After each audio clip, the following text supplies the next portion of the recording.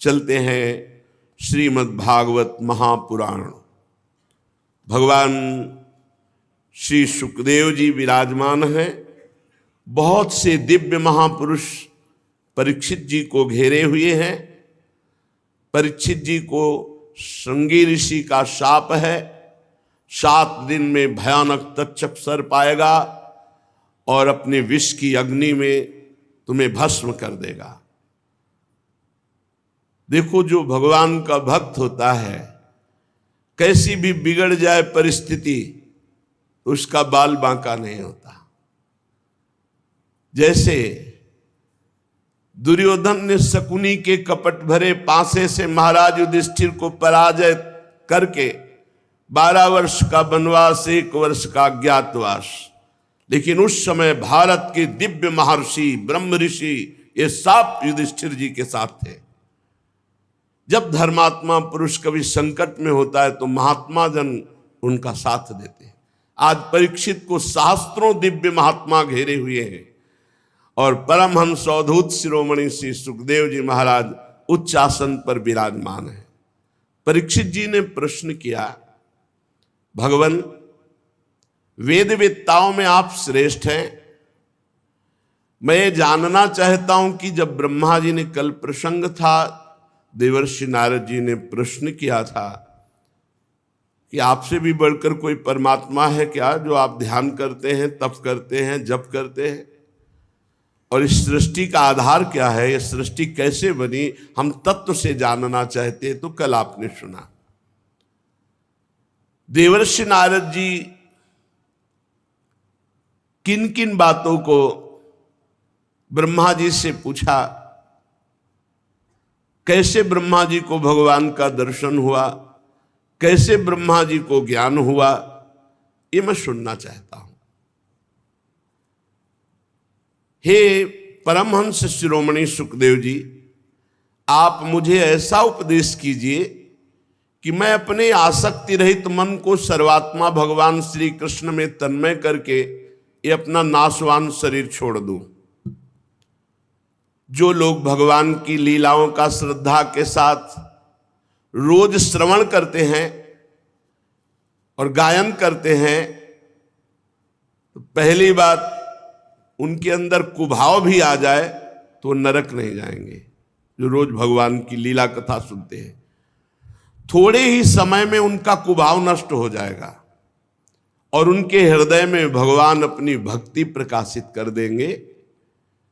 भगवान श्री कृष्ण की जब कोई कथा सुनता है तो प्रविष्टः कर्णरंध्रेण श्वानां भाव सरोरुहम् आहा धुनोति समलम कृष्णः सलिलस्य यथा शरत्।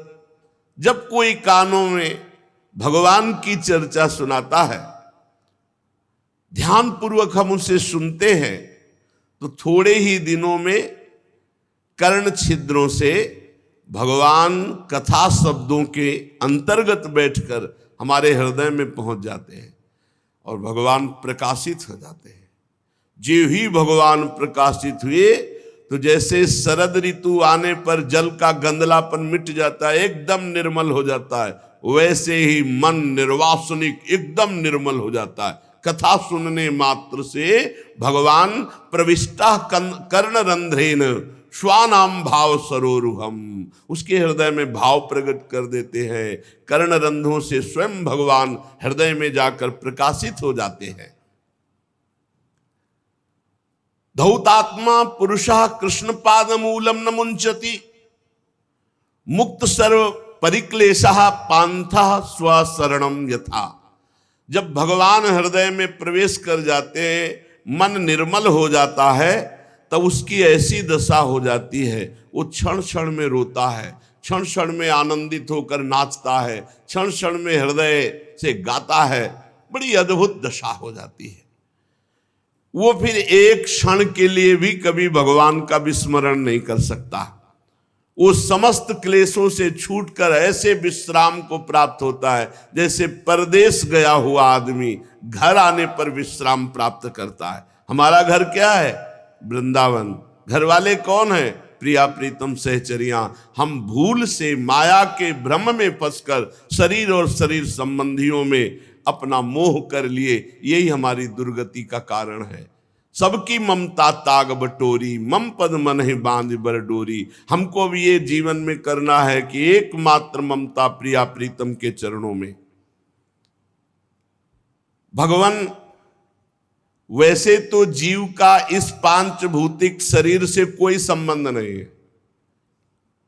जैसे वस्त्र वैसे है ये, पर अज्ञान के कारण हम इसे मैं और मेरा मान लिए।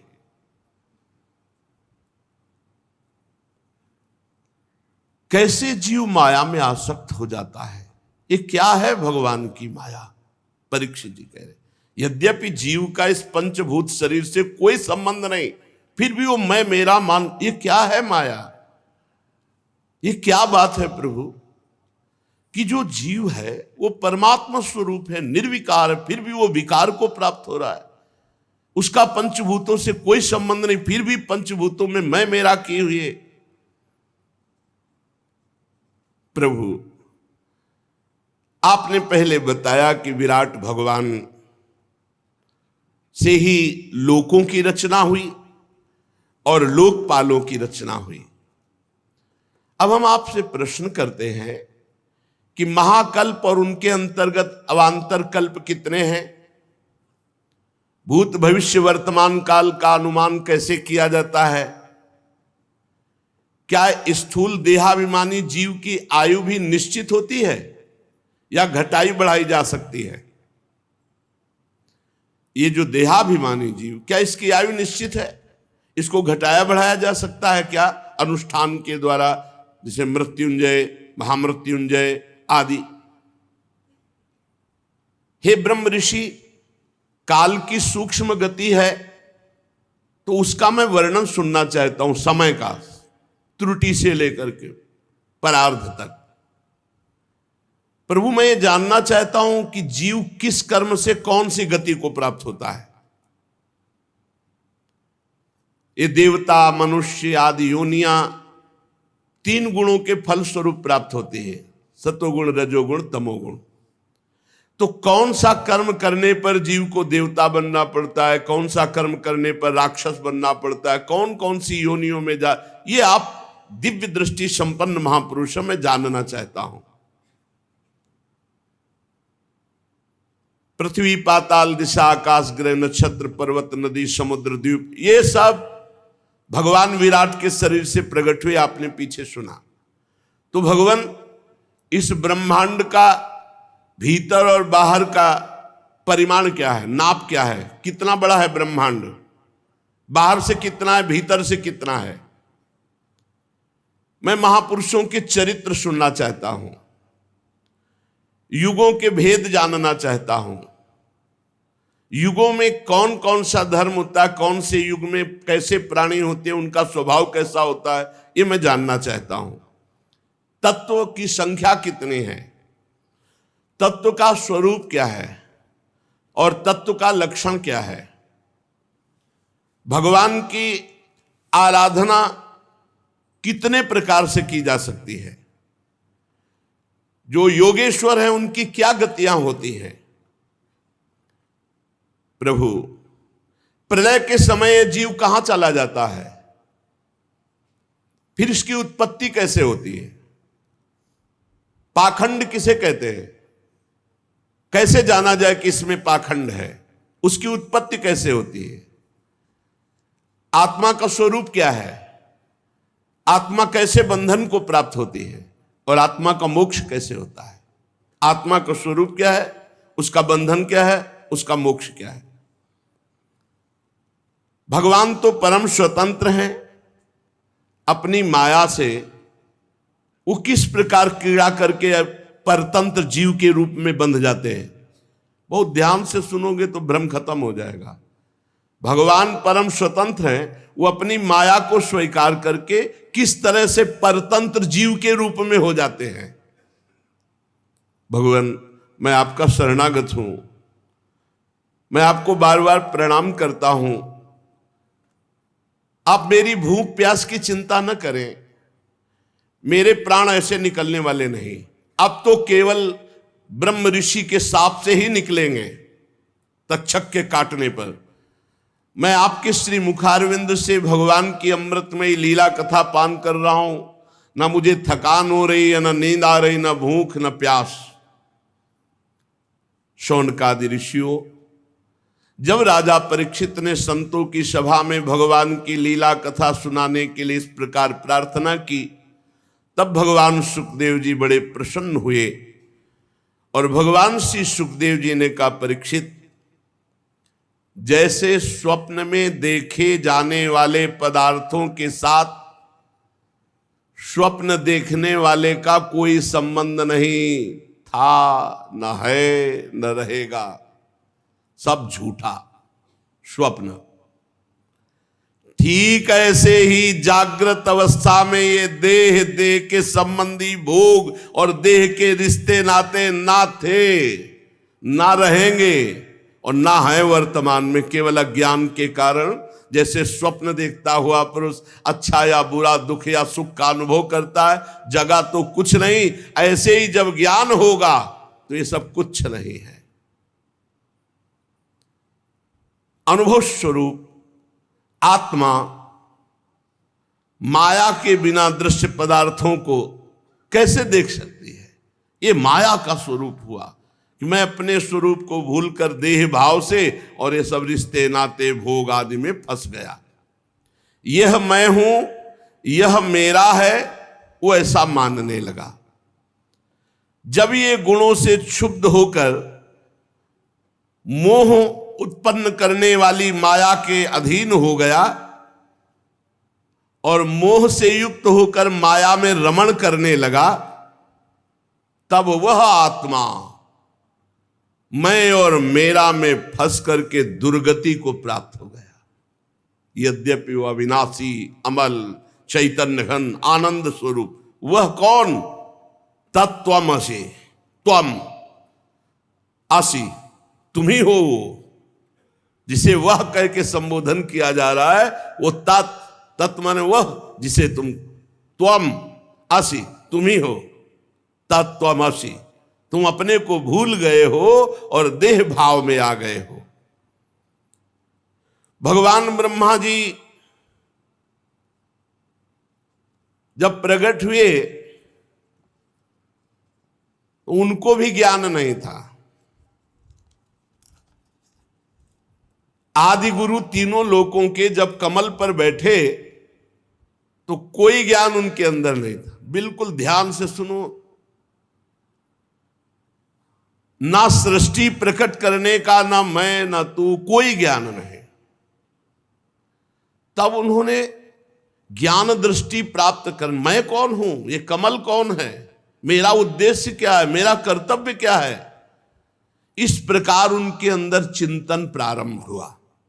ये ज्ञान की प्रथम भूमिका है। जब प्रश्न उदय होता है, मैं कौन हूं, मेरा कर्तव्य क्या है, ये जगत क्या है, ये संबंध क्या है, यहीं से मार्ग निकलता है, यहीं से भगवत मार्ग प्रकट होता है। मेरा कौन है, मेरा उद्देश्य क्या है, मेरे जितने कहने वाले तो सब मरण धर्मा है, फिर मेरा कौन है, मैं किस लिए आया हूं इस मृत्यु लोक में। ये जब किसी की परमार्थ यात्रा प्रारंभ होती तो इन्हीं प्रश्नों से होती है। ब्रह्मा जी के अंदर ये प्रश्न उत्पन्न हुए। उसी समय महान समुद्र से एक आवाज आई। व्यंजन का 16वां अक्षर और 21वां अक्षर, ता प त प, 3 बार, तप करो, तप करो, तप करो। ब्रह्मा जी ने वक्ता को चारों ओर देखने के लिए ऐसे किया तो 4 मुख हो गए। कहां से आवाज आई? पर आवाज आई, पर आवाज किससे आई ये नहीं जान पाए। पर उन्होंने कहा कि मुझे आज्ञा हुई है कि तप करो, इसलिए मैं अपने मन को तपस्या में लगाता हूं। ब्रह्मा जी त्रिभुवन के सबसे बड़े तपस्वी हैं, प्रथम तपस्वी हैं। घोर तपस्या की, 1000 दिव्य वर्ष पर्यंत चित्त को एकाग्र करके, प्राणों को रोक करके, मन को संयम में करके, कर्मेंद्री ज्ञानेंद्रियों को वश में करके ऐसी तपस्या की कि अमोघ ज्ञान प्रकट हो गया। 1000 दिव्य वर्ष तक मन को एकाग्र, प्राणों को रोक लिया, चित्त को एकाग्र, कर्मेंद्री और ज्ञानेंद्रियों को वश में करके 1000 दिव्य वर्ष तक तपस्या की। उनके अंदर अमोघ ज्ञान प्रकट हो गया। सब लोग अपने में दिखाई देने लगे। भगवान प्रसन्न हुए तपस्या से, तो ब्रह्मा जी की दृष्टि में दिखाई देने लगा भगवान का दिव्य धाम। तस्मै स्वलोकम भगवान सभाजितः संदर्शयामास परम नयत परम। भगवान का स्वधाम ब्रह्मा जी के दिव्य नेत्रों के सामने प्रकाशित हुआ। इससे परे कोई लोक नहीं। भगवान के धाम में न क्लेश है, न मोह है, न मृत्यु है, न भय है, न किसी भी तरह का दुख है। दुख नाम की चीज नहीं। एक बार जिसे भगवान के धाम का दर्शन हो जाता है वो इतना महान हो जाता है कि देवता भी उसकी बार बार स्तुति करते हैं। सुरासुरार्चिता। भगवान के धाम में न रजोगुण है, न तमोगुण है, न मिला हुआ सतोगुण है, न काल का प्रवेश है, न माया ही कदम रख सकती। फिर माया के बाल बच्चे काम क्रोध आदि तो प्रवेश ही कैसे कर सकते हैं। देखा भगवान ब्रह्मा जी ने कि दिव्य पार्षदों से सुरक्षित है भगवान का धाम।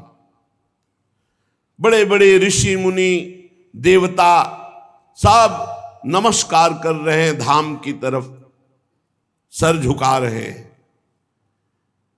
अब धाम के अंदर दृष्टि प्रवेश की तो देखा उज्ज्वल आभा से महान तेजों में श्याम शरीर, शतदल कमल के समान कोमल नेत्र, पीले रंग का दिव्य बिजली जैसा पीतांबर, अंग अंग से रास रास सौंदर्य बिखर रहा है। कोमलता, सौंदर्यता, मानो मूर्तिमान होकर विराजमान हो। और ऐसे ही भगवान के सब पार्षद हैं। जैसे भगवान का स्वरूप ऐसे भगवान के पार्षद, सबकी चार चार भुजाएं, महान तेजस्वी दिव्य अस्त्र लिए हुए भगवान के पार्षद, सब दिव्य मणिमय सुवर्ण प्रभा में आभूषण धारण किए हुए तेजों में। धाम की भूमि छवि अद्भुत, कहीं मूंगे की, कहीं वैदुर्य मणि की, कहीं कमल के समान, कहीं उज्जवल स्फटिक मणि के समान, ऐसी भूमि धाम की। सबके कानों में कुंडल, मस्तक पर मुकुट, कंठ में दिव्य मालाएं, जैसे आकाश बिजली से चमक उठता है, ऐसे ही ब्रह्मा जी के नेत्र बड़े तेजोमय हो गए। भगवान के वैकुंठ धाम का दर्शन, वैकुंठ धाम के पार्षदों का दर्शन। अब देखा कि महालक्ष्मी सुंदर रूप धारण किए हुए अपनी दासियों के साथ, विभूतियों के साथ भगवान के चरण चाप रहे हैं। भगवान की मधुर मधुर लीलाओं का गायन करते हुए भगवान के चरण चाप रहे हैं। लक्ष्मी जी उन्मत्त हो रही हैं भगवान के चरणों के स्पर्श से और सौंदर्य से। ब्रह्मा जी ने देखा कि दिव्य लोक वैकुंठ धाम में भक्तों के रक्षक महालक्ष्मीपति, यज्ञपति, विश्वपति भगवान विराजमान है। और भगवान के एकदम नजदीक जो पार्षद हैं वो सुनंद, नंद, प्रबल और अर्हण आदि, ये भगवान के समान बलशाली वैभव, ये मुख्य मुख्य पार्षदगण भगवान की सेवा कर रहे। कोई चमर डुला रहा है, कोई व्यजन डुला रहा है, कोई छत्र लिए, वो सब भगवान के मुख कमल की तरफ एक टक चित्तवृत्ति से देखते रहते। क्या आदेश हो, क्या इशारा हो, तत्काल सेवा हो। आंखों में लाल लाल डोरियां, बड़ी मोहक मधुर चितवन। ऐसा लगता है कि प्रभु अपने प्रेमी भक्त को अपना सर्वस्व भी दान दे देंगे। सिर पर मुकुट, कानों में कुंडल, कांधे में पीतांबर, वक्षस्थल में सुनहरी रेखा, सुंदर चार भुजाएं, और भगवान बहुमूल्य आसन पर विराजमान हैं। भगवान के पास पुरुष, प्रकृति, महातत्व, अहंकार, मन, 10 इंद्रियां, शब्दादि 5 तन्मात्राएं, पंच महाभूत, ये 25 शक्तियां मूर्तिमान होकर हाथ जोड़े खड़ी है। उसी मन से संपूर्ण सृष्टि का मन बनता है। उन्हीं 10 इंद्रियों से संपूर्ण सृष्टि को इंद्रियां मिलती हैं। ये मूर्तिमान वैकुंठ में भगवान के सामने हाथ जोड़कर खड़े। पुरुष, प्रकृति, महातत्व, अहंकार, मन, 10 इंद्रियां, 5 शब्द तन्मात्राएं, शब्द स्पर्श रूप रस गंध, और पंच महाभूत, ये 25 शक्तियां मूर्तिमान होकर भगवान वैकुंठनाथ के पास आसपास हाथ जोड़े खड़ी हैं। समग्र ऐश्वर्य, समग्र धर्म, कीर्ति, श्री, ज्ञान, वैराग्य, ये 6 नित्य सिद्ध रूप धारण किए हुए भगवान के सामने हाथ जोड़े खड़े हैं। ज्ञान, वैराग्य, कीर्ति, श्री, धर्म, ऐश्वर्य, ये सब मूर्तिमान होकर सर्वेश्वर भगवान आनंदमय स्वरूप में छके हुए विराजमान है। ब्रह्मा जी ने जे ही दर्शन किया तो रोना आ गया, हृदय लबालब आनंद से भर गया, आंखों से अश्रु चलने लगे, शरीर पुलकित हो गया, नेत्रों से प्रेमाश्रु धारा बहने लगी। ब्रह्मा जी ने भगवान के उन चरण कमलों में जो परमहंसों के निवृत्ति मार्ग से प्राप्त हो सकते हैं, सिर झुकाकर प्रणाम किया। ब्रह्मा जी प्यारे अपने आराध्य देव भगवान वैकुंठनाथ के प्रेम में इतने आनंद निमग्न है कि अब कुछ होश ही नहीं है। विचार करके देखो कि शिव श्रीपति यद्यपि ललचाही, मन प्रवेश तिन्हों को नाही। यहां वैकुंठनाथ के दर्शन से हालत ब्रह्मा जी की हो रही है, और शिव श्रीपति वैकुंठनाथ यद्यपि ललचाहे, जहां गलबहियां दिए हमारे प्रिया प्रीतम वृंदावन नवनिभृत निकुंज में, वहां क्या दशा होती होगी प्रेमी की। ब्रह्मा जी की दशा है कोई सुध नहीं, आंखों से अश्रुधारा बह रही, हृदय आनंद से लबालब भर गया। ये केवल ध्यान ही नहीं है, ये साक्षात्कार है। भगवान बहुत प्रसन्न मुद्रा में ब्रह्मा जी का हाथ पकड़ा। ये केवल ध्यान नहीं, हाथ पकड़ा और मंद मुस्कान से अलंकृत वाणी में कहा, ब्रह्मा देखो, मेरी आज्ञा का पालन करने के कारण तुम्हारे हृदय में समस्त ज्ञान उदय हो चुका है। भगवान की आज्ञा पालन, तप, बस लग गए तपस्या में। तुमने ज्ञान प्राप्ति के लिए तप किया तो सृष्टि रचना की पूरी सामर्थ्य और पूरा ज्ञान तुमको प्राप्त हो चुका है। तुमने हमारी आज्ञा मानी और हमें देखा नहीं, और हमारी आज्ञा मान ली, इसलिए मैं बहुत प्रसन्न हुआ। अपने कलयुगी भक्तों पर भगवान बहुत प्रसन्न है, क्योंकि इतने भारी विघ्न में, इतने भारी अधर्म का हाहाकार मचा हुआ है और हमने भगवान को देखा नहीं, कोई परिचय बताने वाला नहीं, और केवल उनका भरोसा विश्वास करके जीवन समर्पित कर दिया और चल दिए, तो भगवान इस बात से बिक जाते हैं। ब्रह्मा जी से क्या कह रहे, तुमने मुझे देखा नहीं था पर मेरी आज्ञा पालन की, इसलिए मैं बहुत प्रसन्न हुआ और अपना संपूर्ण वैभव तुम्हें दिखा रहा हूं। धाम का और संपूर्ण सृष्टि प्रकट करने की सामर्थ्य और अथाह अगाध ज्ञान तुम्हारे अंदर प्रकाशित हो चुका है। खास बात पकड़ो, भगवान को बिना देखे भगवान के लिए सर्वस्व समर्पित कर रहे हो, वो देख रहे हैं, एक एक सेकंड का हिसाब होगा, व्यर्थ नहीं जाएगा तुम्हारा समर्पण, देख लेना। जो लोग मन में कपट रखकर दिखावे के लिए योग साधना आदि का, मैं उनसे कभी प्रसन्न नहीं होता। तुम्हारा कल्याण हो, अब जो तुम्हारी अभिलाषा हो मुझसे वरदान मांगो, क्योंकि मैं मुंह मांगी वस्तु देने में समर्थ हूं। ब्रह्मा जी जीव के समस्त कल्याणकारी साधनों का विश्राम मेरा दर्शन पाना है, जैसे तुम पा रहे हो। यह दर्शन ऐसा नहीं होता कि भाव में केवल हो रहा है, भगवान का स्पर्श, भगवान ने हाथ पकड़ा ब्रह्मा जी का, भक्तजन स्पर्श करते हैं, भक्तजन गले लगते हैं। तुम्हारी जो इच्छा थी सूने जल में की किसकी वाणी थी, वो मेरी थी, मैंने कहा था, तुमने आज्ञा का पालन किया, इसलिए मेरे इस दिव्य लोक का तुम्हें दर्शन हुआ, जो बड़ा ही दुर्लभ है। तपस्या मेरा ही स्वरूप है। तपस्या से दुर्लंघ शक्ति हृदय में जागृत हो जाती है।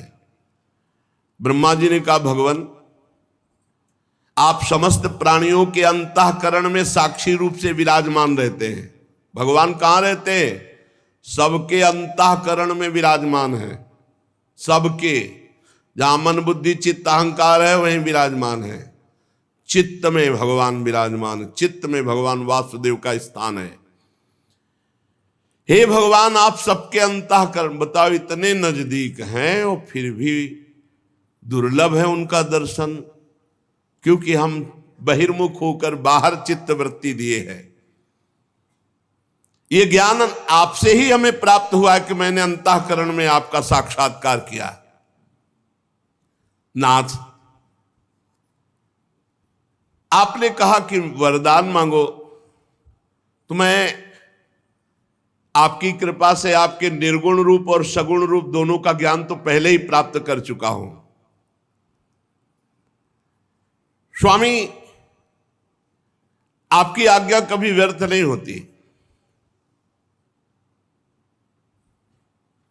ये जगत की उत्पत्ति, पालन, संहार, ये आपकी एक क्रीड़ा है। मैं मर्म जानना चाहता हूं कि आप कैसे जगत को प्रकट करते हैं, कैसे पालन करते हैं और कैसे इसका विनाश करते हैं। जब आप नाटक में देखते हो नट कलाकार, जादूगर अपने को कई हिस्सों में काटता है, तो आप तालियां बजाते हो कि रोते हो बैठ के? जब अपने वो जन को काटता है, कपड़ा डाल दिया, गांव में देखा है आपने? हमने तो देखा था बचपन में, ऐसे एक आदमी को लिटा दिया और कपड़ा डाल दिया और ऐसे ऐसे करके 5-6 टुकड़े कर दिए अलग अलग। सब तालियां बजा रहे हैं, क्योंकि सबको पता है सही नहीं है। ये उसके मंत्र का जादू है, जो हमारी आंखों में जो चाहता वो दिखवाता है। ऐसे किया, रुपए की गड्डी, इतना बड़ा सामर्थ्यशाली होता तो 2-2 रुपए मांगते थोड़ी घूमता है। ये आंख बांध करके एक छोटा जादूगर हमारे सामने भ्रम पैदा कर सकता है। फिर जादूगरों के बाप है भगवान इंद्रजाल, कितना बड़ा, अपने आप से अपने आप में अपने आप का सृजन करता है, अपने आप का पालन करता है। जो इस रहस्य को जानते हैं उनको तो ब्रह्मा जी भी कहते हैं मैं रहस्य जानना चाहता हूं। भगवान आपकी आज्ञा है कि मैं सजग होकर सृष्टि रचना करूं और रचना के अभिमान में न बनूं। तो प्रभु ऐसा कैसे हो सकता है? कर्तृत्व भाव आ ही सकता है। नाथ आपने वरदान मांगने की बात कही, तो मुझे वो ज्ञान दीजिए जिससे मैं सृष्टि रचूं और उसके कर्ता भाव में ना हूं, कभी अभिमान ना हो जाए। सावधानी पूर्वक केवल आपकी आज्ञा का पालन करूं। बहुत सुंदर भगवान ने ज्ञान दिया है, अगर समझ जाओगे तो आप भी निहाल हो जाओगे। बहुत बड़ा नहीं है, 4 श्लोक में ज्ञान दिया है, अब उसे पकड़ लेना। भगवान कह रहे ज्ञानम परमम गुह्यम में यद विज्ञान समन्वितम सरहस्यम तदंगम च गृहाण गदितम मया। ब्रह्मा जी तुम मेरे भक्त हो, मेरी आज्ञा का पालन करते हो, इसलिए मैं अत्यंत गोपनीय अपने स्वरूप का ज्ञान मैं तुम्हें दे रहा हूं, तुम इसे ग्रहण करो। ये ज्ञान बड़ा गोपनीय है, मेरी कृपा से ही ये केवल ज्ञान होता है, पढ़ने लिखने से नहीं होता, किसी साधना से नहीं होता, मेरी कृपा से होता है। अब जो ज्ञान दे रहे हैं उसे सुन लो, इसे बैठा लेना। गुरु कृपा से बचपन में जब चले थे उसी समय ये बात बैठ गई थी दिमाग में। तो उसकी शुरुआत जैसे बच्चा थे उसी भाव से हुई थी। कुत्ते को देखते थे इसमें भगवान है, कुत्ता भगवान कैसे हो सकता है यार, ऊपर का खोल कुत्ता है, अंदर तो भगवान है ना इसमें, ऐसे शुरू किए थे। नहीं नजदीक आएगा तो डंडा तो मारेंगे ही, तो डंडे में भी तो भगवान है। बहुत लड़ाई लड़नी पड़ी थी। अब उस समय उत्तम ज्ञान तो था, पर उसकी शुरुआत बड़ा, उस शुरुआत में ही बड़ा आनंद प्रारंभ होने लगा था। ब्रह्मा जी को भगवान कहे अहमेवा समेवाग्रे नान्यद यत् सद सत्परम पश्चादहम यदे तच्च यो वशिष्येत सोष्म्यहम ऋतेर्थम यत् प्रतीयेत न प्रतीयेत चात्मनि तद्विद्यादात्मनो मायाम यथा भासो यथा तमः यथा महन्ति भूतानि भूतेषु चावचेष्वनु प्रविष्टान्य प्रविष्टानि तथा तेषु न तेष्वहम् एतावदेव जिज्ञासं तत्व जिज्ञासुनात्मनः अन्वय व्यतिरेकाभ्याम यत्स्यात् सर्वत्र सर्वदा एतन्मतं समातिष्ठ परमेण समाधिना भवान कल्प विकल्पेषु न विमुह्यति कर्हिचित्। भाव सुनो, ब्रह्मा जी जब तुम भी पैदा नहीं हुए थे तो केवल मैं ही था। सृष्टि के पूर्व में केवल मैं ही मैं में कुछ नहीं जुड़ा था, केवल मैं। मेरे अतिरिक्त ना स्थूल था, ना सूक्ष्म था, ना कारण था, ना अज्ञान था, ना माया, कुछ नहीं, मैं ही मैं। जब सृष्टि नहीं रहेगी तो मैं ही मैं। जब सृष्टि नहीं थी पूर्व में तो मैं ही मैं, और जब सृष्टि ये नहीं रहेगी तो मैं ही मैं। तो बीच में जो कुछ प्रतीत हो रहा है वो मैं ही मैं, दूसरा कुछ नहीं। मत्ता परतरम नान्यत किंचिदस्ति धनंजय। हे धनंजय, मेरे सिवा कुछ नहीं, मैं ही मैं हूं। बस इसी का अनुभव करना है। बड़ा आनंद, प्रारंभ में ही बड़ा आनंद, भगवान ही भगवान, सब में बार बार अनुभव करना, सब में भगवान। जो सृष्टि के बाद कुछ बचेगा वो मैं। ब्रह्मा वास्तव में ना होने पर भी जो कुछ ये दिखाई दे रहा है ना, ये नेत्र दोष है। जैसे नेत्र दोष हो जाए तो दो चंद्रमा दिखाई देने लगेंगे, तो है तो एक ही, पर नेत्र खराब है तो दो दिखाई दे रहे। ये जो द्वैत भास रहा है, मेरे में माया, मैं मोर तय तोर, ये केवल अज्ञान। मुझ परमात्मा में दो चंद्रमाओं की तरह ये जगत मिथ्या है। जो द्वैत दिखाई दे रहा है, मैं ही मैं, केवल भगवान है। मैं सब में विराजमान हूं, पर मेरी माया के कारण मैं नहीं दिखाई देता और सब कुछ दिखाई देता है।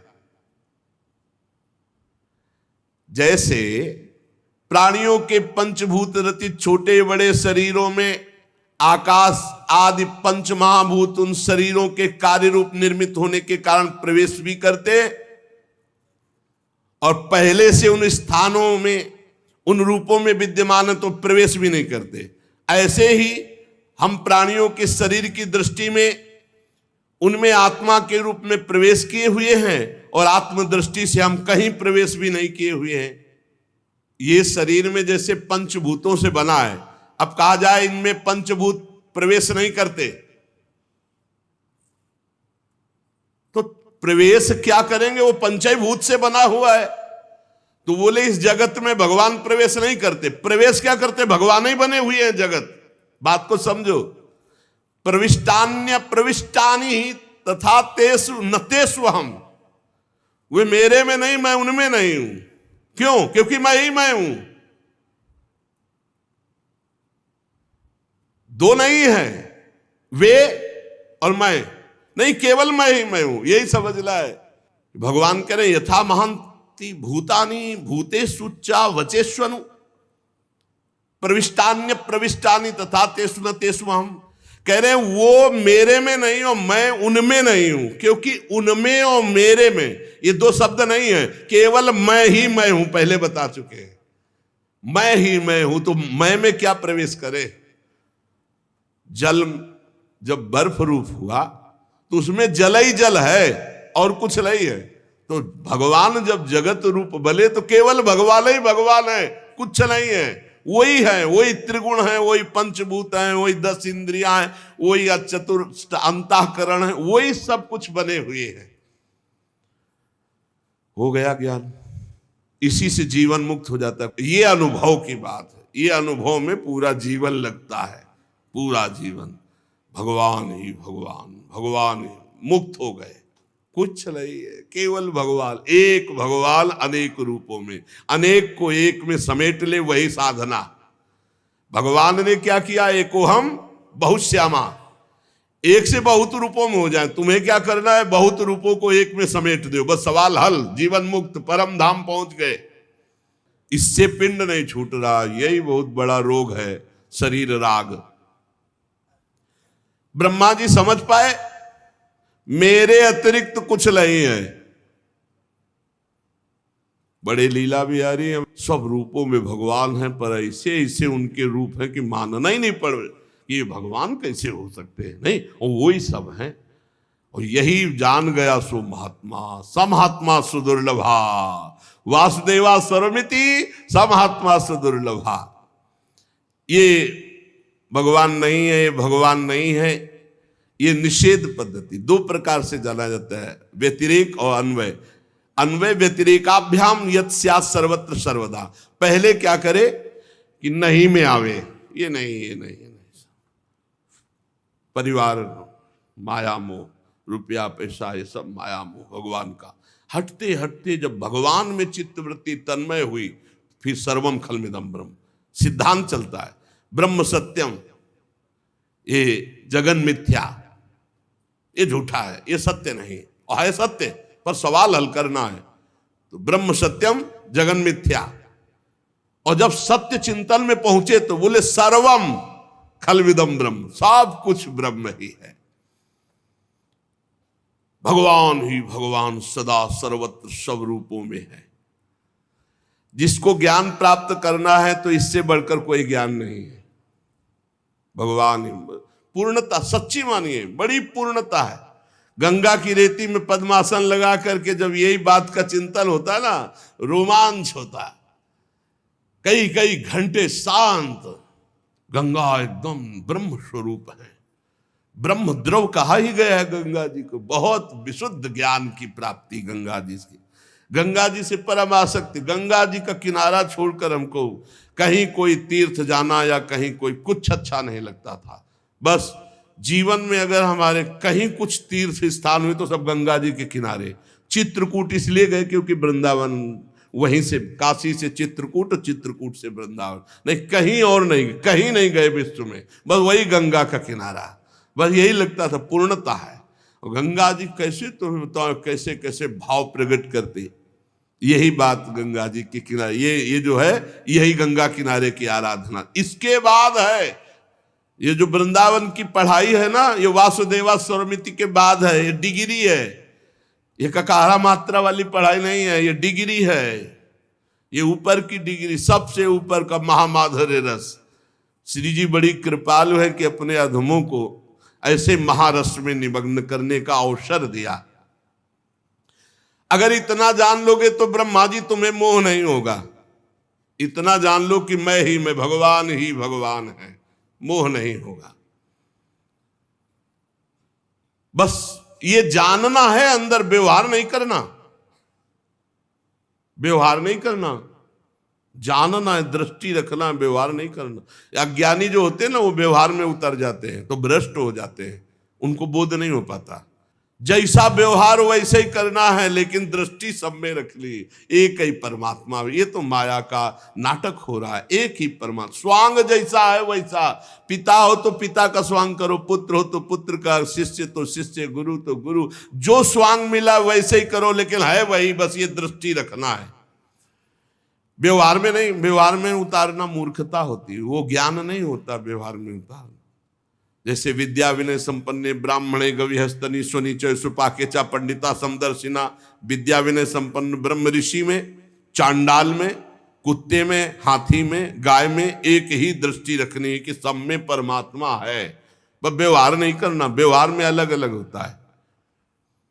कई बार चर्चा हुई, व्यवहार में भेद दृष्टि रहती है। जो कहते हैं कि अरे वो तो ज्ञानी नहीं, वो भेद दृष्टि रखते, तो वो मूर्ख है जो इस बात को नहीं समझता। सम दृष्टि दर्शन करनी है, सम वर्तन नहीं करना। सम व्यवहार नहीं हो सकता, नहीं हो सकता, बिल्कुल नहीं हो सकता। एक घर ही में देख लो, बेटी है, बहन है, माता है, ये स्त्री शरीर है, तीनों में भगवत बुद्धि रखनी, लेकिन व्यवहार में एक परम पवित्र बेटी है, एक परम पवित्र बहन है, और एक अर्धांगिनी है, और एक माँ है, तो व्यवहार में भेद हो जाएगा। चारों के व्यवहार अलग अलग होंगे, लेकिन ब्रह्म चारों में एक ही विराजमान है, तो व्यवहार दृष्टि अलग अलग रहे। एक गुरुजी ने यही सुनाया शिष्य को, सब में भगवान है, क्योंकि शास्त्र का ये सबसे बड़ा ज्ञान है।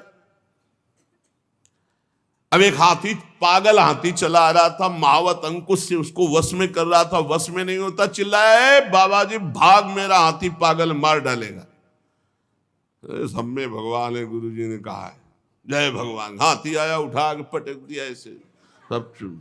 अब वो लद के गए गुरुजी के पास, उनका क्या हो गया बेटा? बोले दुर्दशा। बोले तो किसी ने रोका नहीं? बोले नहीं, रोक तो रहा था, महावत जो है बहुत दूरी से चिल्ला रहा था, बाबा जी भागना, मेरा हाथी पागल है। तो बोले हाथी में भगवान देखा, महावत में नहीं देखा? महावत में नहीं, महावत चिल्ला रहा था कि भगवान वही भी तो है, चिल्ला रहे थे भाग दूरी, हाथी पागल। तो ऐसी मूर्खता न करे, सब में भगवान है, पे व्यवहार में भेद रखना है नहीं? व्यवहार में भेद रखना है। सब में भगवान है, व्यवहार में भेद रखना है, दृष्टि सम रखनी। सम दृष्टि की बात आई, सम वर्तन की बात नहीं, सम दर्शन करने की बात आई। भगवान श्री सुखदेव जी कहते हैं, परीक्षित, लोक पितामह ब्रह्मा जी को इस प्रकार उपदेश दे करके तत्काल धाम, पार्षद, भगवान सब अंतर ध्यान हो गए, कुछ नहीं। अभी तक भगवान का स्पर्श कर रहे थे, भगवान से वार्ता हो रही थी। ऐसे ही होता है। ब्रह्मा जी बार बार प्रयास करने लगे, ना वो रूप, ना वो धाम, ना वो पार्षद। भगवान ने हटा लिया अपने आप को। तब अंजलि बांधकर पुनः उसी धाम और भगवान को प्रणाम किया, और जैसी सृष्टि पूर्व में रचना की थी, वो पूरी कला उनके हृदय में आ गई। धर्मपति प्रजापति ब्रह्मा जी ने सारी जनता को प्रकट करने के लिए भगवान की आराधना की थी। देवर्षि नारद जी मायापति भगवान के माया का तत्व जानने की इच्छा से बड़े सौम्य होकर ब्रह्मा जी से ये वार्ता कई से चल रही। श्री सुखदेव जी सुना रहे परीक्षित जी को, और सूत जी सुना रहे शौनक जी को, और भगवान ब्रह्मा जी सुना रहे हैं देवर्षि नारद जी को। ब्रह्मा जी और भी प्रसन्न हुए, और फिर देवर्षि नारद जी को 10 लक्षण वाले इस महामहिम भागवत पुराण का उपदेश किया। श्री सुखदेव जी महाराज कह रहे, परीक्षित, इस भागवत पुराण में सर्ग, विसर्ग, स्थान, पोषण, ऊति, मनवंतर, ईशानुकथा, निरोध, मुक्ति और आश्रय, इन 10 का वर्णन किया गया है। इनमें जो 10वां आश्रय तत्व है, इसी का ठीक ठीक निश्चय करने के लिए ऊपर के 9 का वर्णन किया गया है। ये 10वीं बात आ जाए तो मुक्त हो जाए। आश्रय, मैं भगवान के आश्रय में, प्रियाजू के आश्रय हूं। अरे यहां तक कह दिया हरिराम व्यास जी ने कि काहू के बल भजन को, कोई भजन बल रखता है, कोई जितेंद्रिय आदि सदाचार व्रत, लेकिन हम तो कुंवर के भरोसे में हैं, सोवत पांव पसार। काहू के बल भजन को, काहू के आचार, व्यास भरोसे कुंवर के सोवत पांव पसार। इसका भी ठीक ठीक चिंतन हुआ आश्रय तत्व का। बस हमें लगता है कि पूर्व से ही ज्ञान का मार्ग तो था, लेकिन आश्रय तत्व पर बहुत जोर था, इसीलिए भक्ति का ये रंग आया या आना था तो आश्रय तत्व पर जोर दिया था प्रारंभ में ही। और इस आश्रय तत्व पर ये जो ठीक ठीक बात कही जा रही कि ठीक ठीक इस आश्रय तत्व को समझने के लिए ही ये 9 ऊपर का वर्णन किया गया है आश्रय तत्व ही। फिर नवधा भक्ति की 9वीं भक्ति पर दृष्टि गई, आत्मसमर्पण। आश्रय, आत्मसमर्पण, सर्वत्र भगवान, 3 बातों को बहुत गंगा किनारे मनन होता। उसी का भाव कहीं न कहीं अंदर हृदय में था, तो कैसा होगा वृंदावन, ये प्रकट हुआ, रास दिखाई। महादेव जी ने कहा चलो जहां का है वहीं भेज देते हैं, बड़े कृपालु। अब वर्णन करते हैं कि सर्ग विसर्ग स्थान पोषण ऊती मनवंतरी शानु कथा निरोध मुक्ति और आश्रय, ये किसे कहते हैं? तो जो वेद हैं उनका तात्पर्य है ठीक ठीक आश्रय तत्व में स्थित करना। जितने शास्त्र हैं वो घुमाकर आश्रय तत्व में स्थित करते हैं। कोई आत्माश्रित है, आत्मस्वरूप में स्थित, कोई भगवद आश्रित है, पर आश्रय तत्व ही है। महात्माओं ने इसका अनुभव किया है। जब ईश्वर की प्रेरणा से गुणों में क्षोभ होता है, उसका रूपांतरण होता है, आकाश आदि पंचभूत, शब्दादि तन्मात्राएं, इंद्रिया, अहंकार, महातत्व की उत्पत्ति होती है, इसे सर्ग कहते हैं। ये जो तत्वों की उत्पत्ति होती है इसे सर्ग कहते हैं। उस विराट पुरुष से उत्पन्न ब्रह्मा जी के द्वारा जो विभिन्न चराचर सृष्टियों का निर्माण होता है उसको विसर्ग कहते हैं। प्रतिपल नाश की ओर बढ़ने वाले सृष्टि को एक मर्यादा में स्थित रखने वाले भगवान विष्णु की जो श्रेष्ठता सिद्ध होती है उसका नाम स्थान है। सर्ग, विसर्ग, स्थान। अपने द्वारा सुरक्षित सृष्टि में भक्तों के ऊपर उनकी जो कृपा होती है भगवान की, उसका नाम है पोषण। मनवंतरों के अधिपति जो भगवत भक्ति और प्रजापालन रूप शुद्ध धर्म का अनुष्ठान करते हैं उसे मनवंतर कहते हैं। सर्ग, विसर्ग, स्थान, पोषण और मनवंतर। और फिर ऊति, जीवों की वे वासनाएं जो अनंत काल से दबी हुई है, वो जब उठती हैं तो ऐसे कार्य करवाते जिससे बंधन हो जाता है, उसे ऊति नाम से कहते हैं। जीवों की वासनाओं के कारण जो होने वाले कर्म है उनको ऊति कहते हैं। भगवान के विभिन्न अवतारों के और उनके प्रेमी भक्तों की जो विविध कथाएं हैं उनको ईश कथा कहते हैं। जब भगवान योग निद्रा स्वीकार करके शयन करते हैं तब इस जीव का अपनी उपाधियों के साथ लीन हो जाना निरोध कहा जाता है। अज्ञान कल्पित कर्तृत्व भोक्तत्व अनात्म भाव का परित्याग करके स्वरूप परमात्मा में स्थित हो जाना, इसे मुक्ति कहते हैं। और चराचर जगत की उत्पत्ति और पालन और प्रलय जिनसे होता है वो है भगवान, वो है परब्रह्म भगवान। भगवान का आश्रय ही सबकी पूर्णता है, आश्रय भगवान का।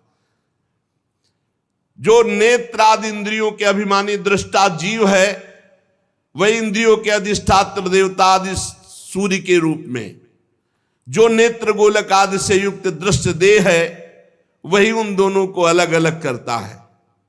तीनों में एक का भाव हो जाए तो दो की उपलब्धि में भी दृश्य नहीं देखा जा सकता। नेत्र गोलक, नेत्रेंद्री और सूर्य, तीनों की उपस्थिति में ही दृश्य दिखाई देगा। एक भी का अभाव हो जाए तो दर्शन नहीं हो सकता, दृश्य नहीं दिखाई दे सकता।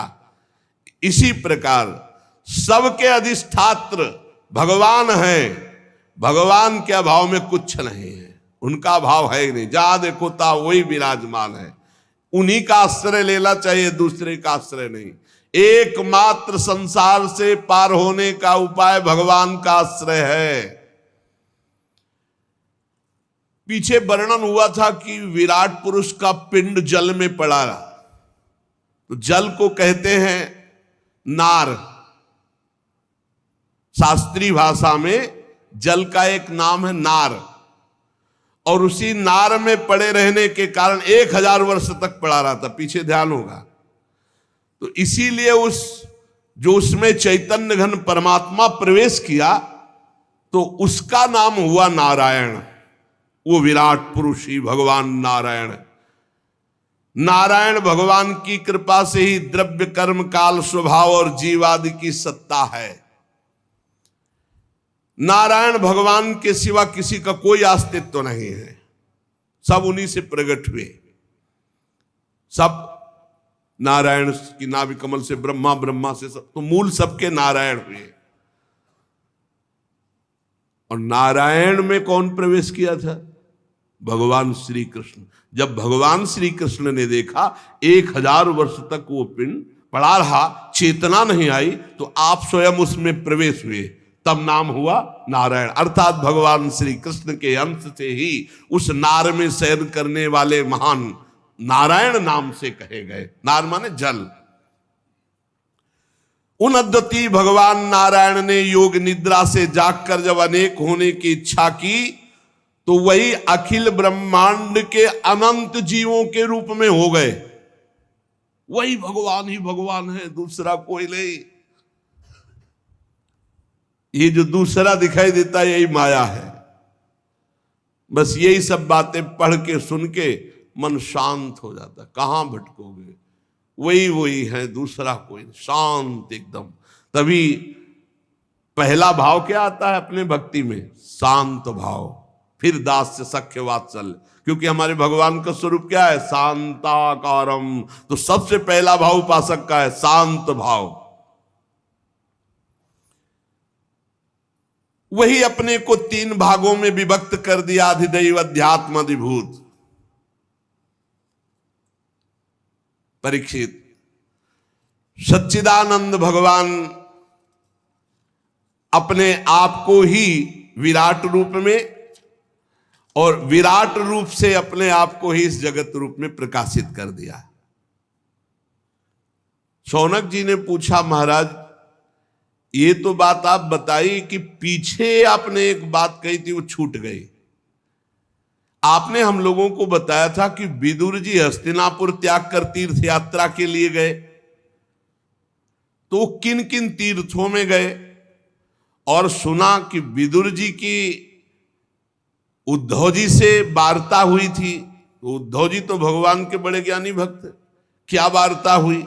फिर सुना कि विदुर जी मैत्रेय जी से मिले थे, तो मैत्रेय जी तो बहुत उच्च कोटि के महापुरुष हैं, तो उनसे जरूर कोई तत्व वार्ता हुई होगी, वो हम सुनना चाहते हैं। शौनक जी ने सूत जी से प्रश्न किया।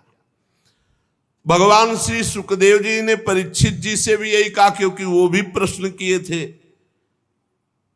जो पीछे प्रश्न किए थे उनमें बहुत से प्रश्न थे, तो उसमें यह भी प्रश्न था कि भगवान के तत्व का स्वरूप का वर्णन, भगवान के अवतारों के स्वरूप का वर्णन, भगवान एक होकर के अपनी माया को कैसे विस्तार करते हैं। तो कहा, परीक्षित जो तुमने पीछे बात पूछी थी वही पूर्व काल में घटित घटना को हम बता रहे हैं कि विदुर जी ने समस्त सुखों का त्याग कर तीर्थ यात्रा क्यों की, और मैत्रेय जी से मिले, उद्धव जी से मिले, क्या वार्ता हुई। जब ये घटना उस समय की है, सर्वेश्वर भगवान श्री कृष्ण पांडवों के दूत बनकर गए, तब उन्होंने दुर्योधन के महल में एक भी कोई वस्तु स्वीकार नहीं की, खान पान व्यवहार की, और बिना बुलाए विदुर जी के घर गए। पवित्र आत्मा विदुर जी को अपना माना प्रभु ने, और दुर्योधन ने विविध प्रकार से भगवान से कहा, बहुत सी सामग्री आप, भगवान ने कहा दो ही भाव से भोजन पाया जाता है, तो यहां दोनों बातें नहीं, तुम में प्रीति नहीं, हम में भूख नहीं। और उसी समय विदुर जी के घर जाके कह रहे बहुत भूख लगी है, लाओ। विदुरानी छिलका पवाती है और गूदा फेंक देती है। परीक्षित जी ने पूछा, प्रभु मैत्रेय जी तो असाधारण महापुरुष हैं, विदुर जी का समागम कहां हो गया? और मैत्रेय जी जैसे महात्मा विदुर जी जैसे प्रश्न करता तो साधु शिरोमणि बड़ा सुंदर उत्तर होगा, हम सुनना चाहते हैं। भगवान सुखदेव जी ने कहा, परीक्षित, राजा धृतराष्ट्र अपने अन्यायी पुत्रों से बहुत मोहित थे, जानते थे कि अन्याय कर रहे हैं, लेकिन दस्खत वही करते थे जो दुर्योधन कहता था।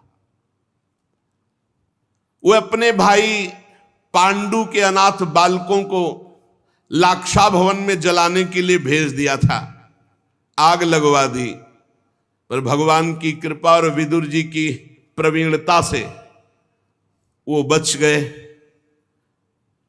फिर उनकी पुत्रवधू महाराज युधिष्ठिर की पटरानी द्रौपदी के केस घसीटता हुआ दुशासन सभा में लाता है। द्रौपदी के अश्रुधारा चल रही है, किंतु धृतराष्ट्र ने अपने कुकर्मी पुत्रों को उस समय भी नहीं डांटा, वहां भी दस्खत। और क्या बताएं, सत्यपरायण धर्मराज युधिष्ठिर को छल पूर्वक अन्याय पूर्वक जुए में हरा दिया गया और उन्हें वनवास दिया गया। वनवास भोगने के बाद फिर लौटकर जब आए और अपनी पैतृक संपत्ति मांगी तो उन्होंने उनका हिस्सा देना अस्वीकार कर दिया। जब इस विषय पर भगवान श्री कृष्ण कौरवों की सभा में हित भरे सुमधुर वचन जाकर के बोले, जो भीष्म आदि को तो अमृत जैसे लगे, पर कुरुराज को वो विष जैसे लगे। फिर भी धृतराष्ट्र की बुद्धि काम नहीं की और पुत्र मोहवशात भगवान की बात नहीं मानी, क्योंकि सारे पुण्य उनके नष्ट हो चुके थे, मानते भी तो कैसे। जब विदुर जी ने देखा कि भगवान की आज्ञा का उल्लंघन हो रहा है, तो विदुर जी ने धृतराष्ट्र से कहा, जिसे विदुर नीति कहते हैं, महाराज अजात शत्रु महात्मा युधिष्ठिर को उनका हिस्सा दे दीजिए। आप असहनीय अपराध कर रहे हैं, भगवान की भी बात नहीं मान रहे, पांडव वनवास करके आए फिर भी उनका हिस्सा नहीं दे रहे। हमें बहुत डर लग रहा है कि ये पांडव अगर क्रोधित हो गए तो महाराज आपके वंश का विनाश हो जाएगा। ये भीम सांप की तरह सांस ले रहा है, बस भगवान की आज्ञा का इंतजार कर रहा है। इसकी फुफकार में तुम्हारे एको पुत्र नहीं बचेंगे महाराज, हम आपको बताए देते हैं। आपको पता नहीं है कि पांडवों के पक्ष में अखिल कोटि ब्रह्मांड नायक ये श्री कृष्ण है, ये परमात्मा है। ये यदुवीरों के आराध्य देव कोई मनुष्य नहीं है, ये परब्रह्म परमात्मा है। ये द्वारिका में विराजमान रहकर ही तुम्हें नष्ट कर सकते हैं, आने की जरूरत भी नहीं। पृथ्वी के बड़े बड़े राजा या बड़े बड़े ब्रह्म ऋषि देवता ये उसी पक्ष में रहते हैं जिस पक्ष में भगवान होते हैं। सुर नर मुनि प्रसन्नता ऊपर सोई विजयी विनयी गुण सागर तास सुजस त्रैलोक उजागर। जा पर कृपा राम की होई ता पर कृपा करे सब कोई। ये जिसे तुम अपना पुत्र मानकर पाल रहे हो महाराज, जिसकी हां में हां मिला रहे हो, ये दुर्योधन मूर्तिमान दोष है, दोष। ये दोष तुम्हारे घर का नाश कर देगा। ये इतना महान दोषी है कि भगवान से भी द्वेष करता है। ये भगवान श्री कृष्ण से विमुख श्रीहीन, अधर्माचरण करने वाला, कुल कलंक, मेरा अगर वचन आपको सुनाई दे रहा हो तो आप इस दुष्ट का तुरंत इसी समय त्याग कीजिए और हस्तिनापुर से निकलवा दीजिए। विदुर जी महान नीतिज्ञ, धर्मराज का साक्षात स्वरूप है। साधु जन भी विदुर जी का आदर करते, भगवान भी आदर करते। ये बात सुनते ही दुशासन, दुर्योधन, कर्ण, शकुन सब क्रोध से युक्त हो गए। और दुर्योधन तो बहुत ही कड़ुआ बोला, अरे इस कुटिल दासी पुत्र को यहां किसने बुलाया उपदेश देने के लिए? इसकी जान तो मत लो, लेकिन इसको तुरंत इसी समय नगर से बाहर निकाल दिया जाए। महाराज धृतराष्ट्र सुन रहे, एक भी शब्द नहीं बोले। ये बड़े भाई के सामने ऐसे कानों में विषैले शब्द, विदुर जी ने कुछ भी बुरा नहीं माना। समझ रहे थे कि भगवान इनका विनाश करवाना चाहते हैं, इसलिए ऐसी इनकी भाषा निकल रही। धृतराष्ट्र को प्रणाम किया और सामने द्वार पर धनुष बाण रख दिया और हस्तिनापुर से निकल पड़े। अब ऐसे राज्य में नहीं रहना जो भगवत विमुख, जहां से दुष्टों का बोलबाला, अधर्म का बोलबाला हो। कौरवों को विदुर जैसे महात्मा उपदेश देने वाले बड़े भाग्य से मिले थे। जे ही हस्तिनापुर से चले तो सबके पुण्य नष्ट हो गए। कौरव पक्ष के अपमान कर दिया विदुर जैसे महात्मा का। साधु अवज्ञा तुरंत भवानी, कर कल्याण अखिल के हानि। विदुर जी हस्तिनापुर से चलकर भूमंडल के तीर्थों में विचरण करने लगे, जहां श्री हरि, ब्रह्मा, रुद्र आदि इन महान के द्वारा जो तीर्थ स्थापित हैं, उन तीर्थों में विचरण किया। जहां जहां भगवान के पवित्र वन, पर्वत, कुंज, निर्मल जल, सरोवर, उन सब में स्नान करना, वहां अनुष्ठान करना, ऐसे विदुर जी तीर्थों में विचरे। और ऐसे भेष में रहते कोई ये जान न पाए कि विदुर जी हैं। साधारण जो भोजन मिल जाए, शुद्ध वृत्ति से भूमि में शयन करना, शरीर को मलना नहीं, बस ऐसे स्नान कर लेना। और कठोर व्रतों का पालन करते हुए भारतवर्ष के प्रत्येक तीर्थों में विचरण किए। जब वे प्रभास क्षेत्र में पहुंचे तब तक भगवान श्री कृष्ण की सहायता से महाराज युधिष्ठिर सर्वनाश का खेल खेल चुके थे। कौरवों का विनाश हो चुका था और वो चक्रवर्ती सम्राट पद पर हस्तिनापुर में विराजमान हो चुके थे युधिष्ठिर जी। प्रभास क्षेत्र में जब सूचना मिली कि कौरवों का विनाश हो गया तो सरस्वती नदी के पास जाकर चुपचाप मौन होकर बैठ गए विदुर जी। काफी देर भगवत चिंतन करते हुए अपने मन को संभाला।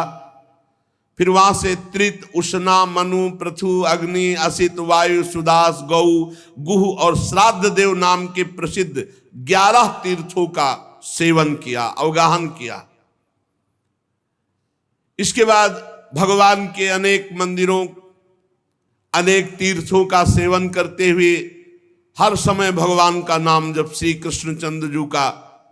वहां से फिर चले सौराष्ट्र, सौवीर, मत्स्य, कुरजांगल होते हुए यमुना के किनारे आए तो ये देखा कि यमुना किनारे बहुत ही अशुभ प्रवाह करते हुए उद्धव जी विराजमान है। बड़ा आश्चर्य हुआ कि ऐसे बड़े महात्मा और अशुभ प्रवाह कह रहे हैं। उद्धव जी को देखा विदुर जी ने। ये भगवान के प्रख्यात सेवक, मित्र, बृहस्पति जी के शिष्य, परम ज्ञानी, शांत स्वभाव विदुर जी नजदीक गए। देव उद्धव जी ने देखा, गाढ़ आलिंगन किया। विदुर जी ने अश्रु देख करके समझ लिया कुछ तो ऐसा है जो नहीं सुनना चाहिए। पर उद्धव जी से पूछा, उद्धव जी, पुराण पुरुष बलराम जी और भगवान सच्चिदानंद श्री कृष्ण जिनकी नाभि कमल से ब्रह्मा जी प्रकट हुए और ब्रह्मा जी की प्रार्थना से ये प्रकट हुए, सकुशल है ना? वसुदेव जी आदि सकुशल हैं। सात्वत, वृष्णि, भोज, दासार, हवंशी, यादव, उग्रसेन, ये सब सकुशल हैं। महाराज युधिष्ठिर अपनी अर्जुन और श्री कृष्ण रूपी दोनों भुजाओं की सहायता से अब न्यायपूर्वक प्रजा का पालन कर रहे हैं, सकुशल है। बोलो उद्धव जी, ये दोनों परिवार सकुशल हैं। श्री सुखदेव जी कहते हैं कि जब विदुर जी ऐसा पूछने लगे तो उद्धव जी और रोने लगे। अपने स्वामी का स्मरण आ जाने से वो कुछ भी उत्तर न दे सके। बाल्यावस्था से भगवान श्री कृष्ण में आसक्त थे उद्धव, भगवान के साथ रहे हैं, अब तो वृद्ध हो गए हैं। बाल्यावस्था से भगवान की चिंतन में, भगवान के ही गुणगान में, अब तो वृद्ध हो गए, भगवान के साथ रहते रहे। और विदुर जी के पूछने पर तो और फफक कर रोने लगे। विदुर जी का हृदय घबरा गया। उद्धव जी श्री कृष्ण के चरणारविंद मकरंद के सुधा सरोवर में बोल न सके। आनंद मगन होकर तीव्र भक्ति के द्वारा उनकी बड़ी ऊंची स्थिति, वृद्ध शरीर, शरीर में रोमांच, मुंदे हुए नेत्रों से प्रेमाश्रुधारा। विदुर जी ऐसे उद्धव जी के दर्शन करके बहुत कृतकृत्य हो रहे हैं। कुछ समय बाद उद्धव जी बाह्य दशा को प्राप्त हुए और विदुर जी से कहने लगे, विदुर जी जो आप पूछ रहे हो हम उन प्रभु से वंचित हो गए हैं। भगवान श्री कृष्ण रूपी सूर्य अस्त हो गया है। विदुर जी मैं क्या कुशल सुनाऊं, अब ये मनुष्य लोग बड़ा भागा हो गया है और यदुवंशी तो नितांत अभागे, भाग्यहीन हो गए। क्योंकि जब श्री कृष्ण के साथ रहते थे उन्होंने पहचाना ही नहीं कि परब्रह्म परमात्मा है। जिस तरह समुद्र में अमृत था पर मछलियां नहीं पहचान पाई कि समुद्र में अमृत है, ऐसे ही यदुवंशी लोग बस भगवान को एक श्रेष्ठ योगी समझते, ये नहीं समझ पाए कि सर्वात्मा भगवान है। सर्वांतर्यामी भगवान को एक श्रेष्ठ योगी, एक श्रेष्ठ यादव, भगवान की माया से मोहित इन यदुवंशियों ने भगवान की निंदा तक की, शिशुपाल आदि। ये नहीं समझ पाए आज मैं उन्हीं भगवान से वंचित हो गया हूं। उद्धव जी कह रहे जिन्होंने कभी तपस्या नहीं की थी उन लोगों ने भी दर्शन भगवान का पाया। विदुर जी आज वही त्रिभुवन मोहन रूप अंतर ध्यान हो गया है। अब भगवान प्रगट में अपने रूप को नहीं रखा, अंतर ध्यान कर लिया। मेरे नेत्र ही छिन गए और उद्धव जी रोने लगे। भगवान ने योग माया का प्रभाव दिखाने के लिए मानव लीलाओं के योग्य जो दिव्य श्री विग्रह प्रकट किया था, बड़ा ही सुंदर, बड़ा ही नयनाभिराम, महाराज वो रूप अब अंतर्धान हो चुका है। भगवान ने लीला संवरण कर ली है। धर्मराज युधिष्ठिर के राजसू यज्ञ में जिसने भगवान के उस नयनाभिराम रूप को देखा, त्रिलोकी में सब कोई लुभायमान हो गया। उनका प्रेम पूर्ण हंसना, विनोद भरी बातें करना, लीला में देखना महाराज चित्त को चुरा लिया। जैसे कोई कठपुतली चलाने वाले के अनुसार चलती है, वैसे ही जिसने एक बार रूप देखा वो कठपुतली बन गया उनका। बड़े बड़े महात्माओं के द्वारा आराधन करने योग्य रूप। अजन्मा भगवान ने वसुदेव जी के यहां जन्म लेने की लीला की। सबको अभय देने वाले होने पर भी कंस के भय से ब्रज में जाके छिपे रहना, अनंत पराक्रमी होने पर भी काल यवन के सामने मथुरापुरी को छोड़कर भागना। जब मैं लीलाएं याद करता हूं तो मैं बेचैन हो जाता हूं। मुझे याद है जब देवकी वसुदेव की चरण वंदना करके उन्होंने कहा था, पिताजी माताजी, कंस का बड़ा भय रहने के कारण मुझे आपकी कोई सेवा न बन सके, इसलिए मेरे अपराध को क्षमा करके आप प्रसन्न हो जाएं। ये बातें जब मैं याद करता हूं तो हे विदुर जी, मेरा चित्त व्यथित हो रहा। वो परमात्मा होकर कैसे बोल रहे थे, जिन्होंने काल रूप अपनी भ्रकुटी विलास से पृथ्वी का सारा भार उतार दिया। उन श्री कृष्ण के पाद पद्म पराग से युक्त ऐसा कौन होगा जो उनको भूल सके। आज मैं उनसे रहित हो गया हूं। आप लोगों ने राजस्व यज्ञ में प्रत्यक्ष देखा था कि गिन गिन कर गालियां दे रहा था शिशुपाल भगवान श्री कृष्ण को, और जब भगवान ने सुदर्शन चक्र से प्रहार किया तो उसको वो गति मिली जो बड़े बड़े योगी मुनियों के द्वारा वांछित है। भला ऐसे श्री कृष्ण का मैं कैसे विरह सह सकता हूं।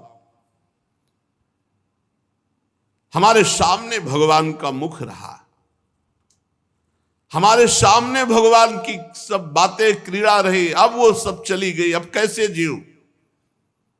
भगवान परम धाम को चले गए हैं।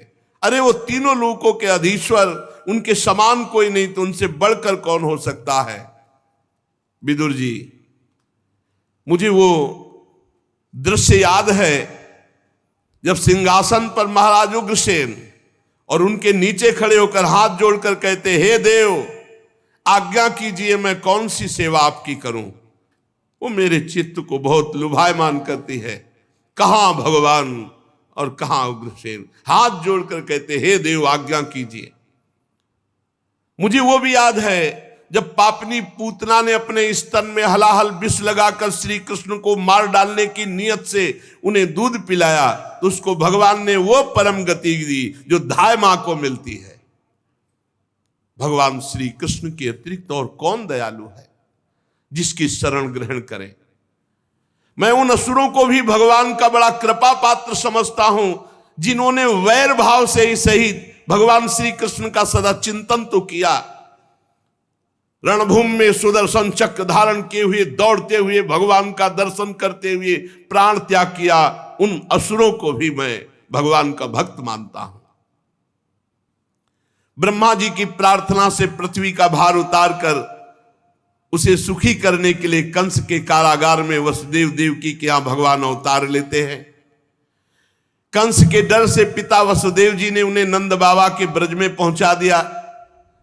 वहां वे बलराम जी के साथ 11 वर्ष तक ब्रज लीला करके फिर यमुना के उपवन में हरे वृक्षों में कलरव करते हुए पक्षियों के झुंड में बछड़े चराते हुए ग्वाल बाल की मंडली में ब्रजवासियों की दृष्टि आकृष्ट करने के लिए बाल लीला करते हुए कभी रोते कभी हंसते कभी खेलते, ऐसे ब्रजवासियों को 11 वर्ष तक सुख दिया।